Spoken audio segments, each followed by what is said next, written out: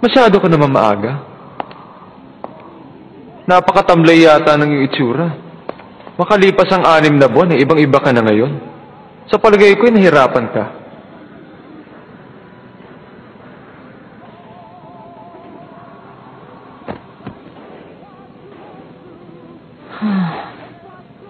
Ha? Kilua! Sandali! Kilua! Ha? May sinasabi ka ba? Sisimula pa lang magagandang party ko! Nahiwa mo manood! Wag na lang! Bahala ka! Ganda-ganda nito eh! Aba, gising pa pala kayo? Yoyo! Kumusta? Hindi mo ba siya nakita? Namasyal lang naman ako, hindi ba? Alam ko! Siya nga pala, Gon. Hindi ba sabi ko matulog ka na maaga? Bakit hindi mo gayahin si Kilua? Ha? Paano? Kilua, mandaraya ka talaga ha? Magbunong braso tayo bukas ng umaga. Kapag hindi ka natulog, manghihina ka. Magandang gabi. Sige, magandang gabi.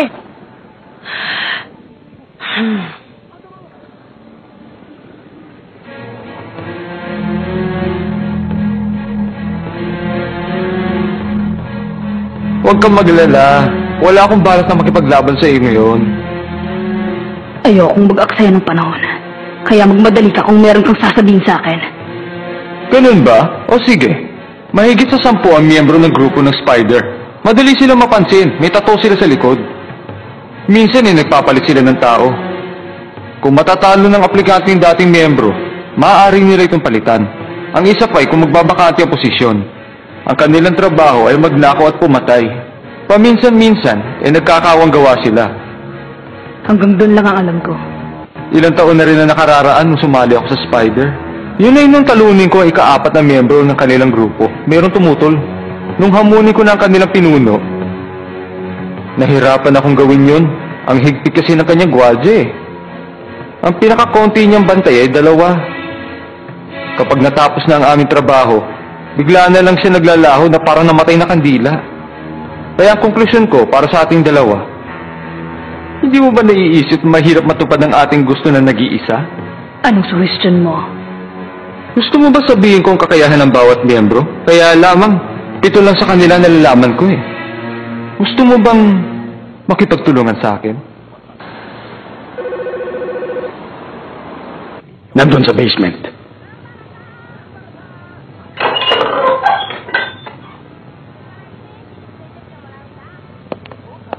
Hindi mo ba siya tinatapos? Hindi. Ginamitan ko lamang siya ng gamot. Bagay sa'yo ang suot-suot mo.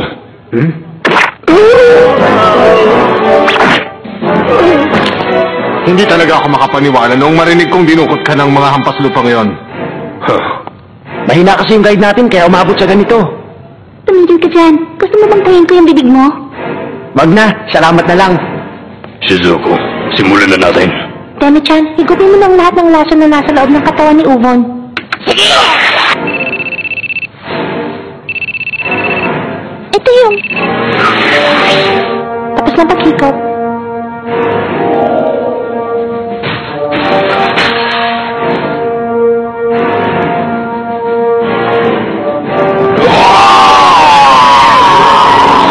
Humanda sa akin yung gumagamit ng kadena. Pagbabayaran niya ang ginawa niya. Hindi ako titigil hanggat hindi naubos ang kanyang mga kasamahan. Hindi ka makakalis ng basta-basta sa lugar na ito. Kahit 1 minuto, hindi 30 segundo, manatili ka dito.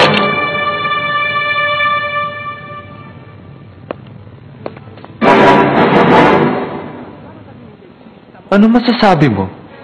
Makikipagtulungan ka ba sa akin? O gagawin mo mag-isa?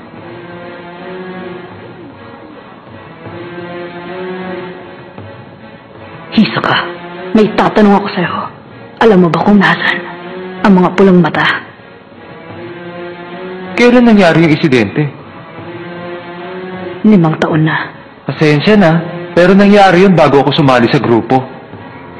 Ang lahat ng mga nakukuha ay binibenta ng pinuno matapos niyang pagsawaan. Sa palagay ko, kasali dun yung mga pulang mata. Wala na akong ibang nalalaman.